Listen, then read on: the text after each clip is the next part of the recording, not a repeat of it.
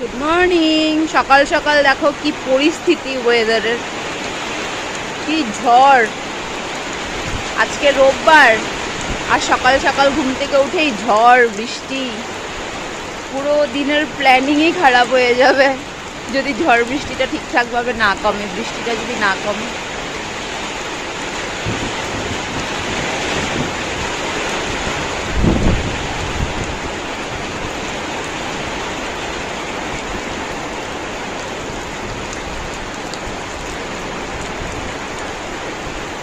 বৃষ্টিতে পুরো সাদা হয়ে গেছে পাহাড়গুলো।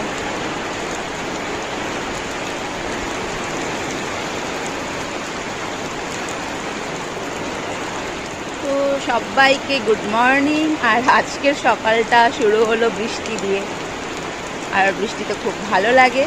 আর কার কার বৃষ্টি ভালো লাগে কমেন্ট করে জানাও।